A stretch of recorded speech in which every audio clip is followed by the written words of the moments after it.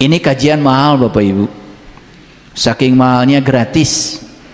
Dan ujian dari Allah itu sebetulnya itu bukan dari Allah, itu sebetulnya adalah akibat dari sebab yang diciptakan oleh kita sendiri, ya. Dan akibat itu bukan dari Allah, akibat itu berasal dari sebab yang diciptakan oleh kita sendiri. Jadi ujian itu dari mana sebetulnya? Dari Allah atau dari sebab yang kita buat? Oke, udah ketemu alamatnya sekarang.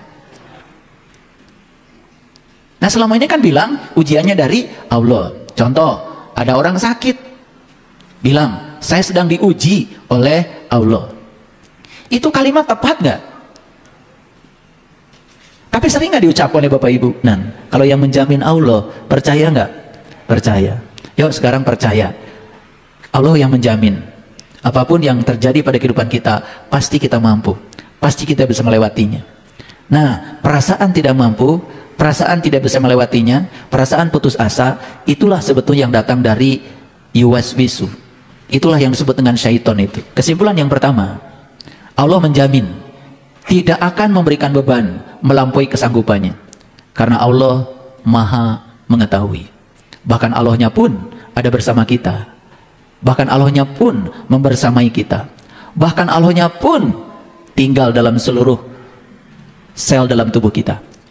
Kebanyakan manusia hanya siap menimbulkan sebab. Begitu akibat dari sebab itu datang, disebut saya sedang dapat ujian dari Allah. Luar biasa manusia, luar biasa ya.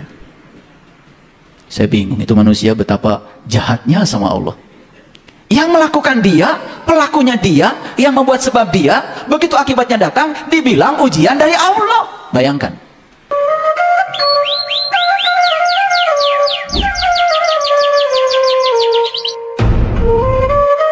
Bismillahirrahmanirrahim. Assalamualaikum warahmatullahi wabarakatuh. Salam sejahtera untuk kita semua. Om Swastiastu, Namo Buddhaya, salam kebajikan, Sampurasun. Rahayu Sagung Dumadi. Yakinkan seluruh makhluk hidup di semesta ini, baik yang kelihatan maupun yang tidak kelihatan, di setiap ruang dan waktu, di semua tingkatan, senantiasa hidup berbahagia. Mari kita bertekad di setiap hari baru yang diberikan semesta kepada kita, kita jadikan diri kita semua sebagai sumber cinta, sumber sukacita, sumber kedamaian, sumber keberkahan, sumber cahaya bagi semua makhluk dimanapun mereka berada. Selalu bertekad dan percaya bahwa kita datang ke semesta ini direncanakan Tuhan untuk tujuan Tuhan. Berselaraslah dengan Dia, karena hanya dengan menselaraskan diri dengan Dia, kita akan mendapatkan kedamaian dalam hidup ini. Segala puji hanya milik Allah, Sang kehadiran, Sang keberadaan, Tuhan yang meliputi semua makhluk, Tuhan yang meliputi semua ciptaannya, Tuhan yang tidak pernah meninggalkan semua karyanya, semua ciptaannya. Dia memenuhi seluruh ruang di semesta ini. Tidak ada satu ruang pun di semesta ini tanpa kehadirannya. Bahkan sekarang pun Dia hadir bersama kita, membersamai kita, menunggui kita, tidak pernah tertidur, tidak pernah terkantuk, selalu membersamai kita. Beruntunglah orang-orang yang selalu merasa kehadirannya, keberadaannya dalam dirinya. Dia akan bebas dari segala rasa takut, rasa khawatir, rasa cemas. Oleh karena itu mari kita bersyukur, kita penuhi dada kita dengan cinta yang dalam. Atas berkahnya, atas rahmatnya, kita dipertemukan kembali dalam kajian kita hari ini. Dan kita percaya Dia mengundang kita ke tempat ini karena Dia hendak menyampaikan pesannya lewat tangan-tangannya, lewat orang-orang yang diutusnya ke semesta ini untuk membawa pesan. Oleh karena itu mari kita puji Dia bersama-sama membaca hamdalah. Alhamdulillahi Rabbil Alamin. Mari kita awali kajian kita hari ini bersama-sama selalu merasakan kehadirannya, kemanunggalannya dalam diri kita. Kita rasakan keberkahannya, ridhonya, cintanya. Mari kita sapa asmanya dengan kelembutan dan cinta. Seraya membaca basmalah. Bismillahirrahmanirrahim. Para sahabatku yang terkasih, masa depan kita itu sepenuhnya ditentukan oleh kualitas kesadaran kita saat ini. Seberapa baik masa depan kita tergantung seberapa berkualitas kesadaran kita saat ini. Dan kualitas kesadaran kita saat ini tergantung kepada cara kita untuk menerima saat ini. Siapapun yang tidak melawan arus saat ini, siapapun yang bisa menyesuaikan diri dengan arus kehidupan saat ini, siapapun yang berhenti untuk menolak saat ini dan bisa menerima saat ini dengan utuh, menerima apa yang ada saat ini, itulah yang disebut dengan orang-orang yang sudah sukses berserah diri. Berserah diri itu bahasa Arabnya Islam, bahasa Indianya Karma Yoga, bahasa Cinanya Wu Wei, bahasa Baratnya adalah letting go. Makanya kenapa di Islam ada kata-kata janganlah kamu mati kecuali sudah menjadi seorang muslim. Muslim itu hanya sebutan selama ini buat mereka yang mengaku beragama Islam, sehingga syarat mati harus beragama. Padahal muslim itu sebutan yang sangat luhur. Muslim itu sebutan Tuhan buat mereka yang sudah mampu merasakan Islam. Dan Islam itu adalah berserah diri. Berserah diri pada apa?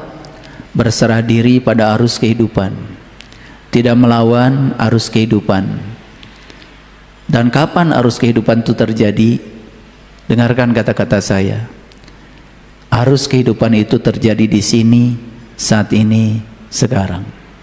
Maka siapapun yang bisa menerima saat ini tanpa syarat, menerima semua yang ada dengan penuh kegembiraan dan sukacita, maka sebetulnya mereka sudah berserah diri.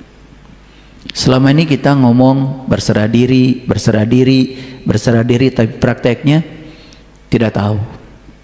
Seolah-olah berserah diri itu kalah, berserah diri itu gagal, berserah diri itu setuju pada semua yang ada. Menerima bukan berarti setuju. Berserah diri yang sebenarnya adalah menyesuaikan diri dengan apa? Dengan apa yang ada. Yang akan bertahan hidup di semesta ini bukan mereka yang paling pintar, bukan mereka yang paling kuat, tapi mereka yang mampu mengelola saat ini. Mereka yang mampu mengelola setiap perubahan yang terjadi saat ini. Kalau besok masih hidup, akan diperlakukan saat ini.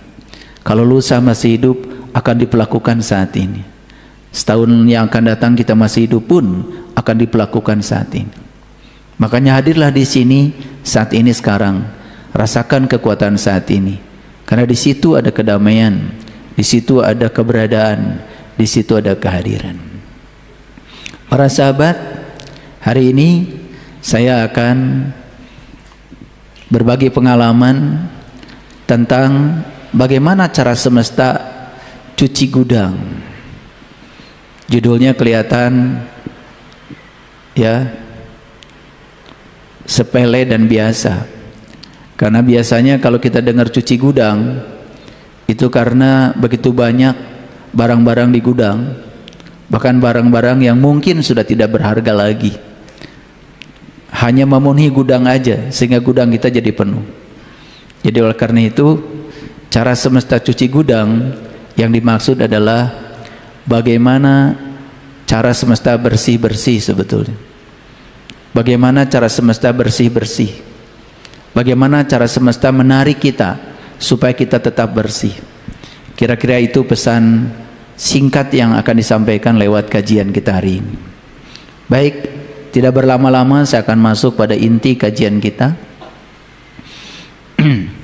Saya akan memulai dari 5 ayat yang saya temukan dalam Al-Quran yang bunyinya sama. Ini saya cantumkan semua ayatnya dalam teks aslinya, tetapi saya ingin para sahabat fokus aja pada baris yang ketiga. Baris yang ketiga. Yang bisa membaca tulisan Arab fokus pada baris yang ketiga. Ini Quran surat Al-Baqarah ayat 233. Baris yang ketiga ya. La tukallafu nafsun illa wus'aha. Ya. La tukallafu nafsun illa wus'aha. Ini terjemahan bahasa Indonesianya adalah seseorang tidak dibebani lebih dari kesanggupannya. Rasakan kalimat ini. Seseorang tidak dibebani lebih dari kesanggupannya. Sudah masuk kalimat ini? Jadi kalau selama ini kita merengek-rengek, merasa seolah-olah beban kita terlalu berat, merasa seolah-olah diri kita ini sebagai korban, merasa seolah-olah penderitaan saya yang paling besar dibandingkan orang lain, itu sudah menyalahi ayat ini. Seseorang tidak dibebani lebih dari kesanggupannya. Udah masuk? Udah masuk?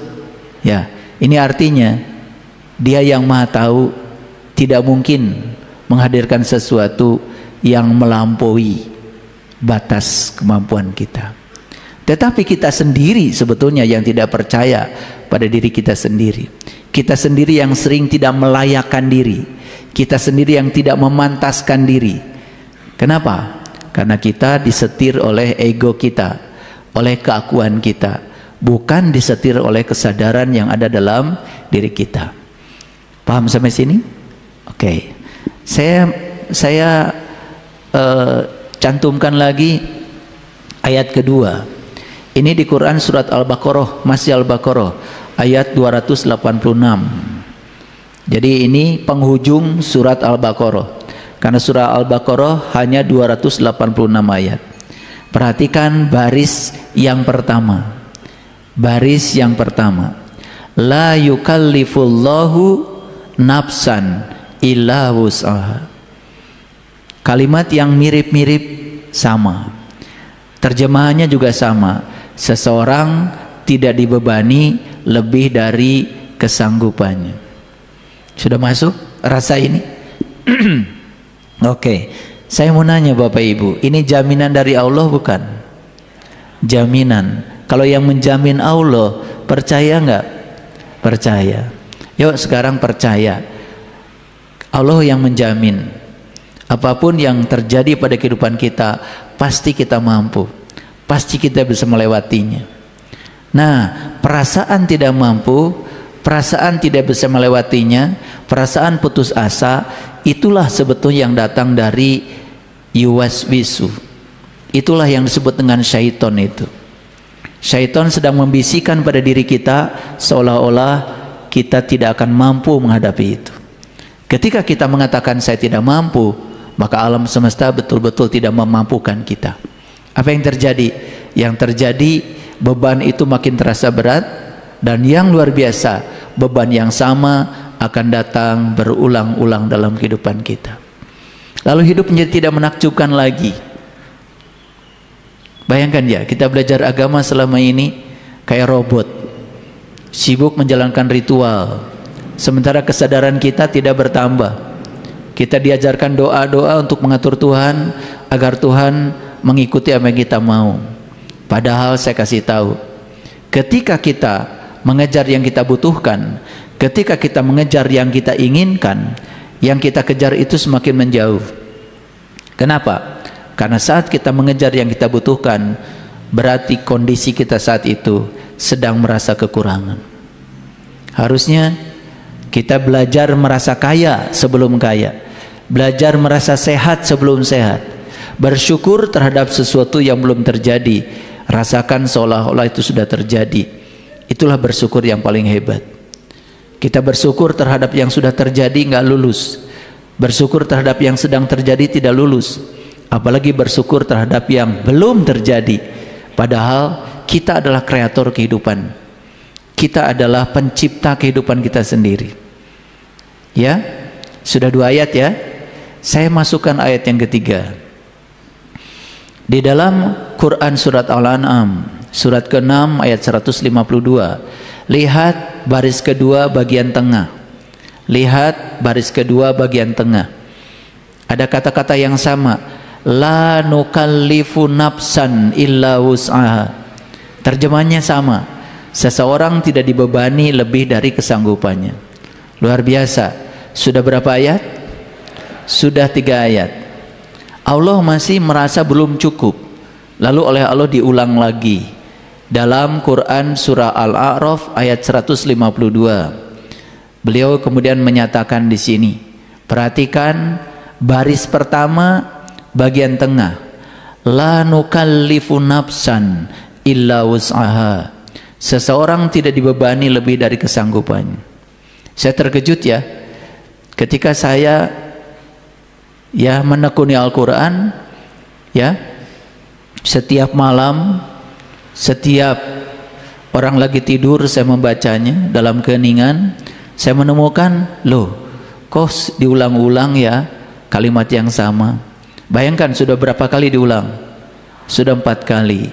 Saya tunjukkan pengulangan yang berikutnya di Quran surat Al-Mu'minun surat ke-23 ayat 62. Wala nukallifu nafsan illa wus'aha. Seseorang tidak dibebani lebih dari kesanggupannya. Keren, luar biasa. Betul nggak? Coba sekarang satu kalimat yang sempurna dari Dia yang maha sempurna ini kita renungkan. Apa kesimpulan dari 5 ayat ini? Seseorang tidak dibebani lebih dari kesanggupannya.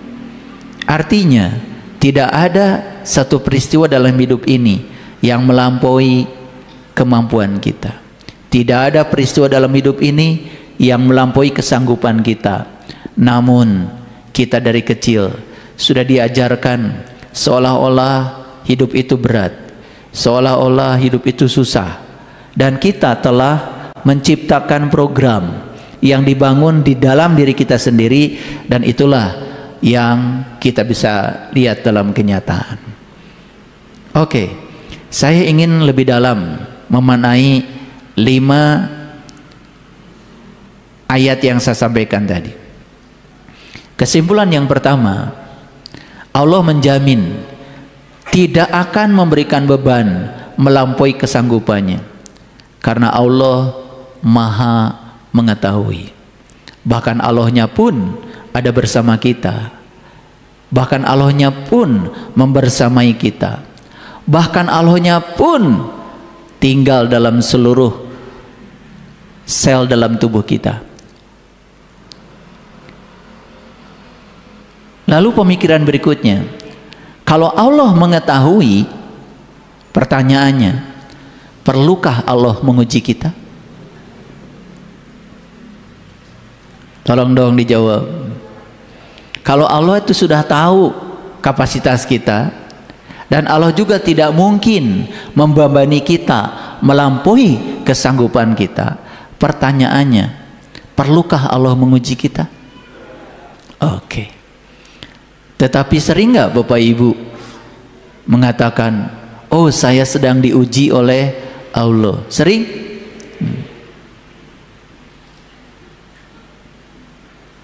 Nggak masuk akal ya? Tetapi diyakini nggak gitu? Kadang-kadang kalau bicara kayak orang soleh aja ya, so suci.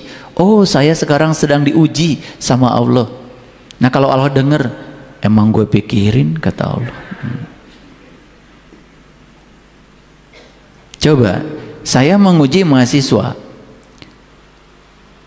Kalau saya menguji mahasiswa, berarti saya ingin menguji kemampuan dia sejauh mana. Betul? Tapi kalau saya tahu kemampuan mahasiswa saya, lalu buat apa saya menguji-nguji? Buang-buang waktu. Sekarang Allah bilang, seseorang tidak diberi beban kecuali sesuai dengan kesanggupannya. Berarti Allah tahu nggak seseorang itu? Tahu. Karena dia bersama orang itu. Paham? Oke. Kalau Allah sudah tahu kesanggupan kita, ya buat apa Allah menguji-nguji lagi? Tapi kita ini kadang-kadang sombong ya. Wah, saya sedang diuji sama Allah. Kan begitu ya? Oke. Lanjut dulu. Mungkin belum begitu nyambung ya. Sebetulnya yang disebut dengan ujian oleh kita itu apa sih? Ujian itu hakikatnya adalah akibat dari sebuah sebab. Sebagai bentuk pembelajaran supaya kita belajar bertanggung jawab atas semua risiko dari pilihan kita. Ulangi ya. Jadi yang disebut dengan ujian oleh kita, yang diberi judul ujian dari Allah itu, sebetulnya itu bukan dari Allah. Itu sebetulnya adalah akibat dari sebab yang diciptakan oleh kita sendiri, ya. Dan akibat itu bukan dari Allah. Akibat itu berasal dari sebab yang diciptakan oleh kita sendiri. Jadi ujian itu dari mana sebetulnya? Dari Allah atau dari sebab yang kita buat? Oke, udah ketemu alamatnya sekarang. Nah, selama ini kan bilang ujiannya dari Allah. Contoh, ada orang sakit, bilang saya sedang diuji oleh Allah. Itu kalimat tepat nggak? Tapi sering nggak diucapkan oleh Bapak Ibu? Luar biasa ya Bapak Ibu ini. Sadar nggak ketika mengucapkan kalimat itu? Enggak ya. Sebetulnya malas saya nanya ya. Udah jelas pasti nggak sadar gitu.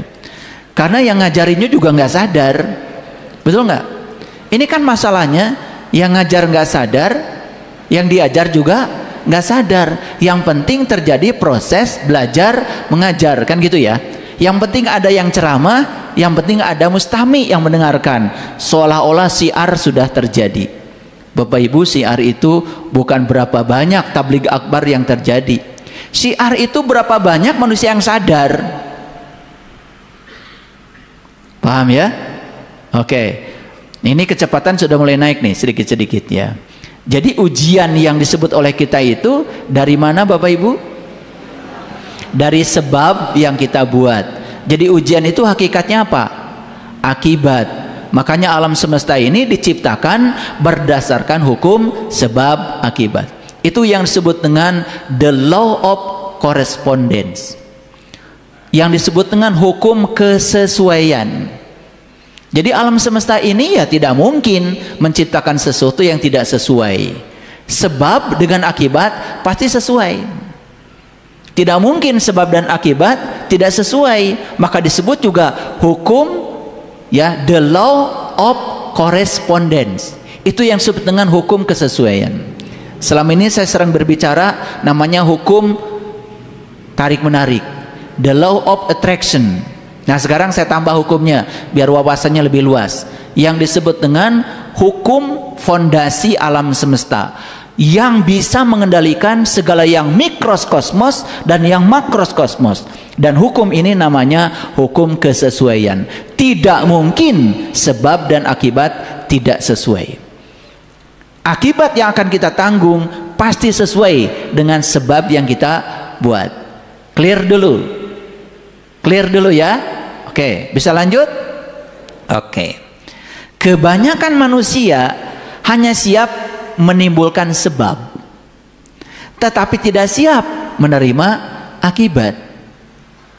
Ketika akibat datang, bilangnya itu dari Allah. Adil nggak? Bayangkan ya, Betapa Allah selama ini selalu jadi kambing hitam. Betul nggak? Bahkan saat tidak paham ayat Quran, itu juga ditunjukkan sama Allah. Coba ketika baca alif lam mim, karena tidak tahu maknanya, yang paling gampang hanya Allah yang tahu. Padahal hanya kita yang tidak tahu. Tapi ingin menunjukkan bahwa saya tidak tahu, itu jujurnya setengah mati, Bapak Ibu. Saya bingung dulu ya di pesantren. Emangnya saya pernah pesantren gitu? Alif lam mim hanya Allah yang tahu. Alif lam ra hanya Allah yang tahu. Kaf ha ya ain shad hanya Allah yang tahu. Arabnya beda, terjemahnya sama. Hanya Allah yang tahu. Bingung saya. Ini firman Tuhan buat Allah atau buat manusia? Buat siapa? Petunjuk buat siapa? Petunjuk buat manusia. Tapi hanya Allah yang tahu. Bingung nggak Bapak Ibu? Oh, baru bingung sekarang. Dulu mah nggak bingung, betul nggak? Iya. Bapak Ibu habis baca Al-Quran, suaranya melengking. Shadaqallahul adzim. Apa terjemahannya? Maha benar Allah dengan segala firman-Nya. Padahal shadaqallahul adzim artinya ya, maha benar Allah yang maha agung.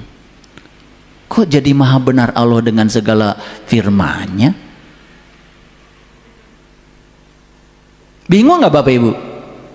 Enggak, pasti Bapak Ibu nggak bingung ya. Minal aidin wal faizin juga jadi mohon maaf lahiran batin, nggak bingung, betul nggak? Ya, luar biasa Bapak Ibu. Luar biasa. Jadi kebanyakan manusia hanya siap menimbulkan sebab.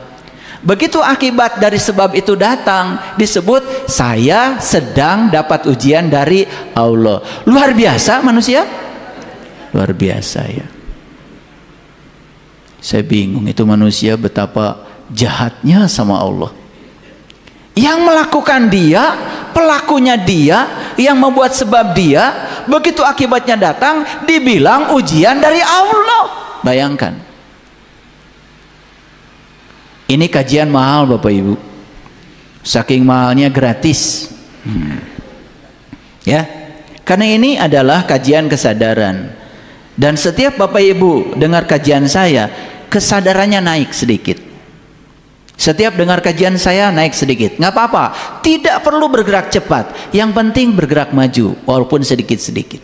Makanya rajin ya mendengarkan kajian yang berkesadaran. Udah stop ya mendengarkan kajian yang bohong, ilusi, tidak bisa dibuktikan, apalagi yang memberi kajiannya juga belum bisa membuktikan. Kan tidak mungkin kan orang buta memimpin orang buta, betul nggak? Iya, kejeblos ke lubang yang sama. Udah diajarin tuh di perempatan, betul nggak? Yang buta tuh di belakang, yang melek di depan, betul nggak? Pernah nggak lihat pengemis yang buta di depan, yang melek di belakang? Pernah apa tidak? Yang gitu aja nggak jadi pelajaran. Yang buta ya di belakang. Ini masalahnya banyak yang buta di depan, betul nggak? Saya mau nanya, pernah nggak lihat pengemis dua-duanya buta?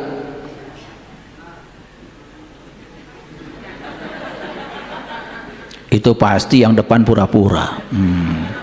Betul nggak? Yang benar itu pasti yang depannya melek, yang belakangnya buta, betul nggak? Nah ini masalahnya, yang buta sering di depan. Itu kan yang bikin rusak kehidupan itu. Seolah-olah dia tahu, padahal dia tuh tidak tahu. Cuma dia tidak tahu bahwa dia tidak tahu. Seolah-olah ketika di depan dia yang paling tahu. Padahal entah sedang pergi kemana ya, nyasab.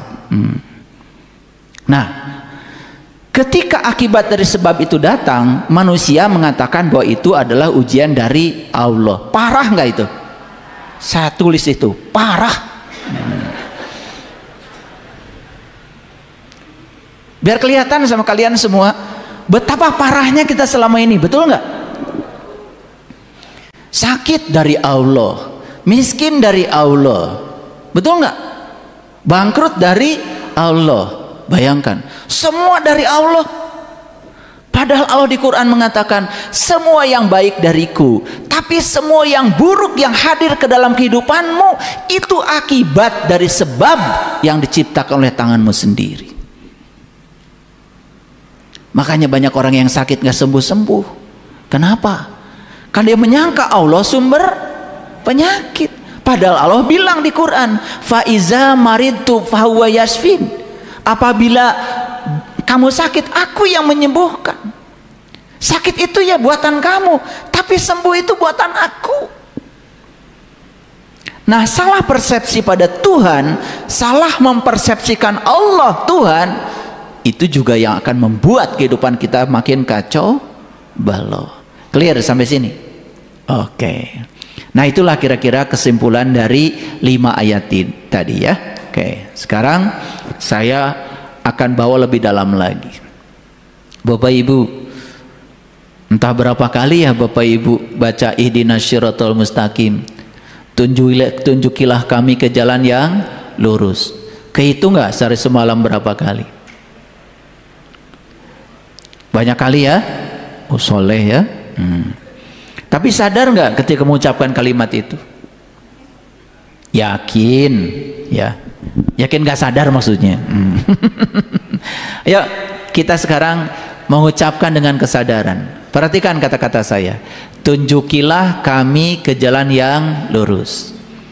Ingat ya, jalan yang lurus itu kata Quran, syiratal ladzina an'amta alaihim, yaitu jalannya orang yang telah diberi nikmat.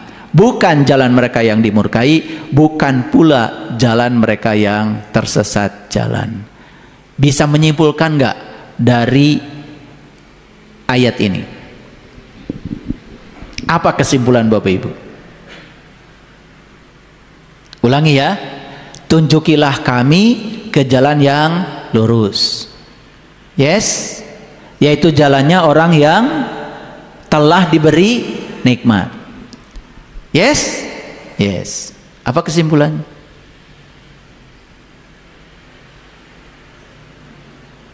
Bikin kesimpulan aja susah, gimana sih? Udah, saya bantu ya kesimpulannya. Makanya kalau baca Quran itu ya beri jeda membangun kesimpulan. Biasakan begitu. Kalian tuh terlalu cepat baca Quran ya. Apalagi namanya juga kalau di kampung saya narabas. Sama nggak di kampung kalian? Oh sama ya, sama ya. Pokoknya dulu saya kalau belajar ngaji ya, itu asalnya kan masih dulu belum ada metode ikro ya. Masih ingat alif jabar A, alif JRI, alif PSU, A, I, U, A. Kalau masih begitu namanya ngejah kalau di kampung saya. Mengeja ya bahasa Indonesianya. Nah, kalau sudah lancar tuh, udah nggak A, I, U lagi, babi, bu, tati tuh.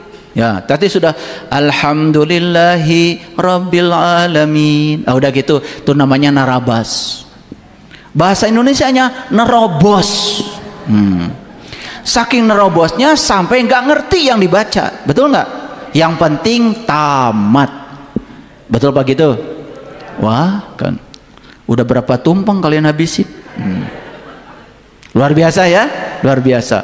Dan kalau sudah tamat itu merasa seolah-olah sudah paling soleh aja ya, begitu kan? Wah, udah mulai menjustifikasi orang yang bacaan Qurannya kurang bagus, mulai menghina orang yang tidak rajin baca Quran. Padahal kamu aja yang rajin gak ngerti-ngerti. Itu saking nerobos. Tahu nggak nerobos? Ya nerobos itu nggak ada jeda itu. Saking nggak ada jedanya, begitu ditanya apa yang dibaca, gak ngerti. Luar biasa ya Bapak Ibu, luar biasa. Oke, luar biasa apanya?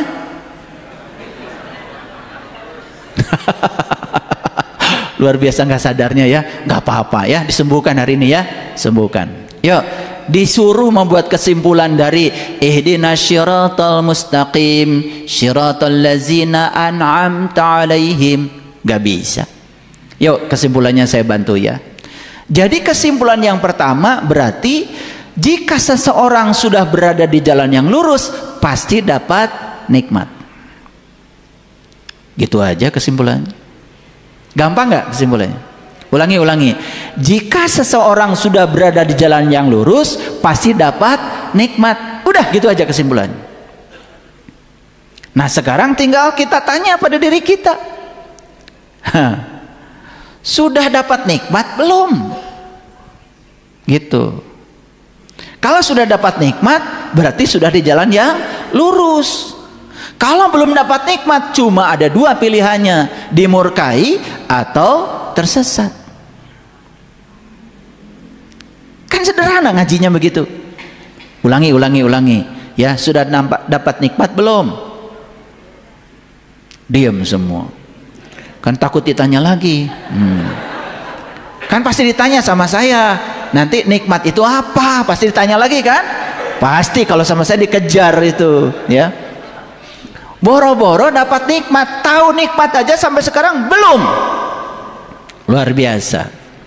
Makanya nikmat itu hanya diberikan kepada para nabi, ya, para siddiqin, para syuhada, para solihin.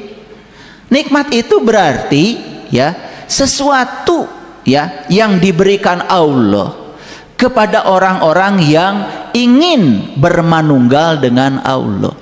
Jadi nikmat yang sebenarnya itu adalah merasakan kebersamaan dengan Allah di setiap ruang dan waktu. Tidak ada perasaan keterpisahan sedikit pun dengan dia. Itu yang membuat kita damai, tenang, tentram, percaya diri, tidak takut dengan apa kata orang tentang diri kita. Hidupnya penuh dengan rasa percaya. Itu yang sebenarnya nikmat. Makanya nikmat itu hanya diberikan kepada para nabi, para siddiqin, para syuhada, dan para solihin. Nah, silakan dengar kajian saya tentang itu ya. Saya tidak akan masuk terlalu dalam karena itu terlalu sering saya sampaikan. Tetapi hari ini saya hanya ingin menyampaikan satu tekanan, siapapun yang sudah berada di jalan yang lurus pasti sudah dapat nikmat. Jadi kalau hidupnya masih khawatiran, cemasan, masih dicengkram oleh masa lalu, masih khawatir tentang masa depan, tidak merasakan sang keberadaan di sini saat ini sekarang, itu namanya belum dapat nikmat. Berarti belum ada di jalan yang lurus. Kalau belum ada di jalan yang lurus, di jalan yang mana? Dua kemungkinannya, al-maghdub alaihim dan ad-dallin. Wa wajadaka dolan fahada. Kan gitu di Quran. Aku dapati kamu sedang dolan. Makanya bahasa Jawanya dolan. Dolan bahasa Arab artinya sesat. Wa wajadaka dolan fahada. Aku dapati kamu saat itu sedang berada dalam keadaan tersesat. Fahada. Aku ngasih petunjuk sama kamu. Hebat Allah ya. Nah itulah cara semesta cuci gudang, cara semesta membersihkan. Siapapun yang sedang berada di jalan yang tersesat, nggak usah khawatir, asal sadar kalau dirinya sedang di jalan yang tersesat, pasti dapat petunjuk. Tetapi mereka yang tidak pernah sadar kalau dia ada di jalan tersesat, tidak akan dapat petunjuk, karena tidak mungkin dia bertanya pada orang lain. Coba Bapak Ibu lagi sombong ya, jalan terus cari alamat, tidak merasa tersesat, nanya orang enggak? Nanya Google enggak? Enggak. Makanya orang yang tidak merasa tersesat enggak mungkin nanya. Ini bahayanya kebanyakan ngajar orang. Apalagi sudah dapat gelar ya itu ini, seolah-olah dia yang paling tahu, betul nggak? Makanya sibuk kan ngurusi dandan, ya toh? Padahal Mau pulang aja nggak tahu jalannya. Makanya jangan heran Bapak Ibu. Pernah ada yang kesurupan, minta tolong sama saya. Saya bacakan ayat kursi, dia ngajarin sama saya ayat kursi. Sama kursi-kursinya lagi. Saya bacakan surah Yasin, ternyata memang mungkin saking seringnya Yasinan tiap malam Jumat ya. Lancar Yasinnya. Waduh, ini setan dikasih apa? Ini pesantrennya di mana? Hafal semua ayat. Akhirnya apa? Saya naik aja di kesadaran saya. Saya masuk di alam cahayanya saya. Saya tarik dia ke alam cahaya saya. Baru diam. Kalau dikasih bacaan-bacaan lebih lancar dari saya. Jadi Bapak Ibu, lancar membaca kitab suci tidak menjamin kita bisa pulang. Apalagi kita tidak mengerti apa yang ditunjukkan oleh kitab suci. Hanya membaca seperti robot saja. Camkan kata-kata saya. Ya. Karena Allah ya tidak akan mendengar bacaanmu. Tapi Allah akan melihat pengalaman spiritualmu. Makanya di Quran ada batasan. Janganlah kamu mengatakan sesuatu yang kamu tidak mengalaminya, tidak memahaminya. Ya, kaburu maktan indallah. Allah nggak ridho kalau kamu membicarakan sesuatu pada orang lain yang kamu sendiri tidak tahu. Jangan mencelakakan orang lain. Makanya kuncinya sederhana Bapak Ibu. Tolong dulu diri kita, baru tolong orang lain. Kan gitu ya. Oke, lanjut. Kesimpulannya apa tadi? Jika berada di jalan yang lurus pasti dapat nikmat. Berada di jalan yang bengkok pasti dapat yang sebaliknya. Itu kesimpulannya. Oke, ketika berada di jalan bengkok, maka akibat di jalan bengkok itu seharusnya menjadi peringatan atau alarm untuk kembali ke jalan yang lurus. Jadi sebetulnya Allah tidak perlu menguji. Allah hanya menciptakan alam semesta ini berdasarkan hukum sebab akibat. Karena akibat dari sebab itu yang selama ini oleh kita disebut ujian. Datangnya bukan dari Allah, tapi datangnya dari sebab yang kita buat sendiri. Jadi sebetulnya hukum sebab akibat ini diciptakan oleh Allah buat apa? Untuk membelajarkan kita agar tanggung jawab pada setiap sebab yang kita buat. Hebat ya Allah ya. Nah, dengan kesadaran ini, setiap ada sesuatu yang terjadi, lihat dari mana ini sebabnya. Karena Allah bilang tadi ya, tidak ada beban yang diberikan pada seseorang melampaui kesanggupannya dia. Apalagi alam semesta ini punya fondasi hukum yang namanya the law of correspondence, yang namanya hukum kesesuaian. Semuanya akan sesuai. Nah, hukum kesesuaian itu barangkali kalau di Quran dikatakan sekecil apapun kebaikanmu maka itu akan kembali kepadamu, sekecil apapun kejahatanmu akan kembali kepadamu. Kan itu yang disebut di dalam Quran surat Al-Qaryah. Paham sampai sini? Oke. Ketika diri kita kotor, maka semesta memberikan isyarat agar kita segera kembali ke jalan yang bersih. Seperti itulah alam semesta bekerja dengan hukum-hukumnya yang jujur, konsisten, dan tidak bisa direkayasa. Yuk sekarang saya kasih contoh.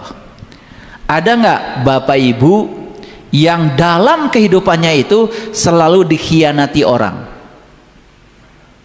Ada? Nggak usah acung tangan. Saya tahu dari wajahnya. Nggak usah. Sepanjang hidupnya itu selalu aja dikhianati orang. Kenapa itu terjadi? Bukankah semua yang datang itu adalah akibat? Lalu apa sebabnya? Nah, sebabnya karena di dalam diri kita masih ada perasaan bahwa kita pernah dikhianati. Nah, perasaan pernah dikhianati itu membuat kita seolah-olah sebagai korban. Datangnya orang-orang yang mengkhianati kita bukan untuk menghukum kita, bukan untuk menyengsarakan kita. Dia datang sebagai cermin bahwa di dalam dirimu masih ada perasaan dikhianati. Bebaskan, lepaskan. Begitu perasaan dikhianati itu sudah bebas, diakui, diterima, perhatikan saya, para pengkhianat itu nggak datang lagi. Nah, ini yang tidak dipahami. Bagaimana cara semesta cuci gudang? Tidak dipahami, Bapak Ibu. Ini ilmu tingkat tinggi. Makanya saya sampaikan tadi dengan pelan-pelan dulu. Saya kasih dasar-dasar ayatnya dulu supaya keren. Jadi Quran itu keren nggak, Bapak Ibu? Sejak kapan tahu Quran keren? Kasihan deh lo. Quran adalah kitab suci yang paling benar. Tunjukkan atuh, kamu paling baik. Agama saya paling benar. Tunjukkan atuh, kamu paling kasih sayang, paling peduli, paling empati sama orang lain. Jangan banyak ngomong.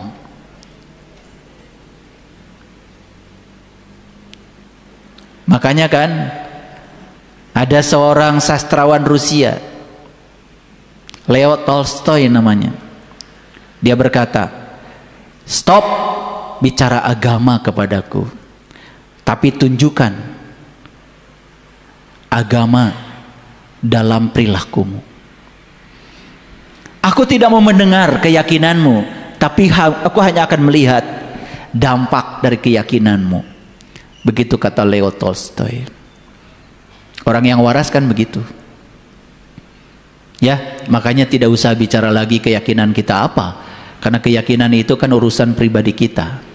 Tapi coba tanya, orang lain nyaman nggak bertemu dengan kalian? Orang lain bertambah nggak kebahagiaannya bertemu kalian? Begitu. Nah, ada nggak orang yang dalam kehidupannya itu selalu dihadiri orang yang marah-marah? Ada nggak? Pasangan marah-marah, anak marah-marah, ketemu teman di kantor juga tukang marah, pergi ke pasar pedagangnya sama dia marah. Ada nggak yang kayak gitu? Ada apa tidak? Nah, sudah tahu pesannya. Ini yang marah-marah itu dihadirkan hanya sebagai cermin bahwa di dalam diri kamu itu masih ada energi kemarahan itu. Seperti itulah cara semesta cuci gudang. Apa yang terjadi dengan kita? Ketika ada orang lain marah, malah kita tambah marah. Bukan menyadari bahwa dalam diri kita masih ada energi kemarahan itu yang harus dirilis, yang harus diterima, yang harus diakui, yang harus segera diselesaikan. Bapak Ibu percaya sama saya, begitu energi kemarahan dalam diri kita itu sudah tenggelam, apa yang terjadi? Bingung kita cari orang mau marah-marah sama kita.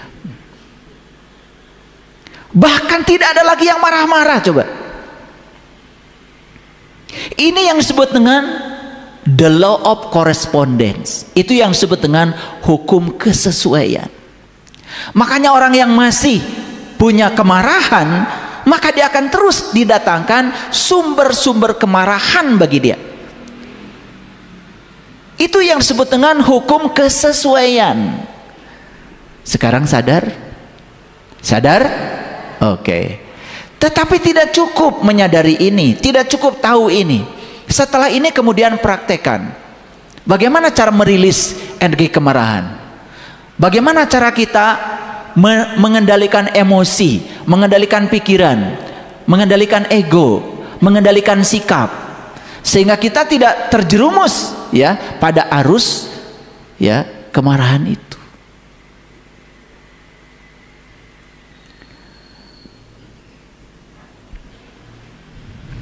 Di dalam Quran surat Al-Imran, surat ketiga ayat 103, saya tidak akan bahas semuanya. Tapi saya akan bahas bagian yang paling penting saja yang ingin saya kupas yang kaitannya dengan kajian kita. Coba perhatikan ya, bagian baris kedua yang paling akhir. Ini ada ayat berbunyi begini. Wa kuntum ala syafa hufratim minan nar fa anqadakum minha. Ulangi ya. Wa kuntum ala syafa hufratim minan nar fa anqadakum minha. Saya sengaja ya, terjemahannya saya besarkan. Perhatikan ya, yang warna hijau. Kamu telah berada di tepi jurang neraka, lalu Allah menyelamatkan kamu. Hebat ya Quran ya. Ulangi ya. Wa kuntum ala syafa hufratim minan nar fa anqadakum minha. Kamu telah berada di tepi jurang neraka, lalu Allah menyelamatkan kamu. Siapapun yang sudah berada di jurang tepi neraka, percayalah, cinta kasih Allah akan datang dan Allah pasti akan menarik kita. Pasti Allah akan menyelamatkan kita. Bagaimana cara menyelamatkannya? Inilah cara semesta cuci gudang yang harus dipahami. Ternyata ketika kita berada di jurang neraka kemarahan, justru Allah menghadirkan sumber-sumber kemarahan. Ketika kita berada di jurang kebodohan, dihadirkanlah orang-orang yang mengingatkan bahwa kita masih bodoh, para penipu. Sadar nggak Bapak Ibu sekarang? Banyak yang hadir dalam kehidupan kita. Ternyata semua yang hadir dalam kehidupan kita itu adalah utusan-utusan Tuhan yang mengingatkan kita bahwa dalam diri kita ada yang harus disembuhkan. Hebat ya cara semesta.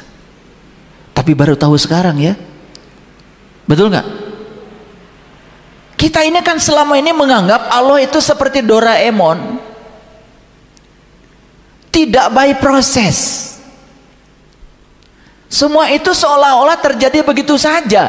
Pada alam semesta ini mengajarkan proses. Semua ada prosesnya, semua ada waktunya. Dan kita tidak mau mengikuti proses itu.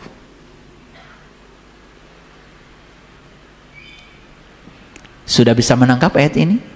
Oke, pelan-pelan ya, lanjut. Makanya di Quran surat Al-Hajj ayat yang ke-7 Allah berfirman, wa anna sa'ata atiyatul la raiba fiha wa anna allaha yab'asu man fil kubur. Dan sesungguhnya saat itu pasti datang, tak ada keraguan padanya, dan bahwasanya Allah akan membangkitkan semua orang dari dalam kubur. Apa yang Bapak Ibu tangkap dari ayat ini? Katanya nanti semua akan dibangkitkan dari dalam kubur, disuruh baris berbaris, antri di posyandu, karena ada penimbangan. Kalau begitu konsepnya Bapak Ibu, ayat ini tidak universal. Kenapa? Kalau saat itu yang dimaksud katanya hari kebangkitan di dalam kubur, kan belum semua orang ada di kuburan. Betul apa tidak? Kan baru sebagian yang di kuburan. Kan sebagian hari hirup keneh. Tanu hirup rak dikumahakeun.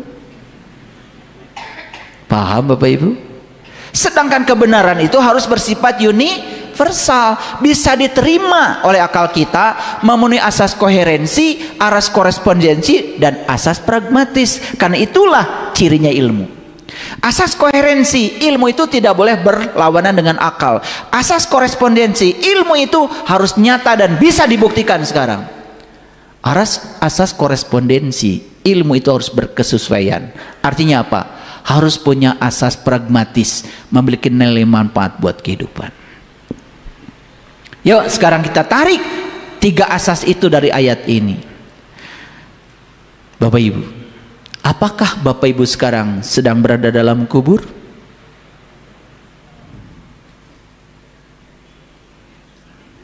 Karena ketika kita bilang kubur, pasti yang kita pikirkan seonggok tanah. Selalu itu aja. Padahal kalau kita sadari, Bapak Ibu, kuburan yang sebenarnya adalah tubuh kita sendiri. Kuburan yang sebenarnya adalah paradigma kita sendiri. Kuburan yang sebenarnya adalah program-program masa lalu yang telah memenjarakan kita sendiri. Kuburan yang sebenarnya adalah doktrin-doktrin masa lalu yang telah memenjarakan kita, sehingga kita sulit keluar dari semua doktrin itu. Pertanyaan selanjutnya dari saya, apakah kita saat ini sedang berada dalam kubur? Jangan ngerti kan ehwai. Kalau gitu saya kasih contoh deh, saya kasih contoh. Saya akan bahagia kalau saya sudah punya rumah bagus. Itu doktrin, dogma atau bukan? Dogma, doktrin. Akan bahagia nggak orang ini? Wah, seumur oke. Hukum tarik menarik tidak bisa merespon itu. Saya akan bahagia kalau saya punya rumah bagus. Tidak akan datang rumah bagus. Tetapi mereka yang sudah merasa bahagia, walaupun rumah bagus belum ada, rumah bagus pasti datang. Saya bersyukur bahwa sekarang rumah saya sudah bagus. Dan saya merasakan rumah idaman saya seolah-olah sudah hadir dan ditempati oleh saya. Dan saya merasakan seolah-olah kegiatan saya di rumah itu sudah terjadi. Itulah teknik berdoa yang sebenarnya. Bapak Ibu, sekali lagi saya tanya, saya akan bahagia kalau saya punya rumah bagus. Doktrin bukan? Program bukan? Dogma bukan? Pernah Bapak Ibu bertanya, itu dogma dan doktrin buatan siapa? Kan itu buatan orang lain yang diinputkan pada kita dan kita setuju. Dan kalau kita setuju pada doktrin itu, artinya kita sedang berada di kuburan. Nama kuburannya namanya kuburan kemiskinan. Mual boga-boga. Jadi kalau begitu banyakkah Bapak Ibu kuburan? Sudah kita terkubur di tubuh ini, terkubur oleh program, terkubur oleh doktrin, terkubur oleh dogma, terkubur oleh pikiran-pikiran masa lalu yang membuat kita terjerat dalam situasi yang sama. Jujur ya, ada nggak kita melihat orang sudah miskin semakin miskin? Kuburan bukan itu? Kuburan. Dari mana kemiskinan? Dari perasaan miskin.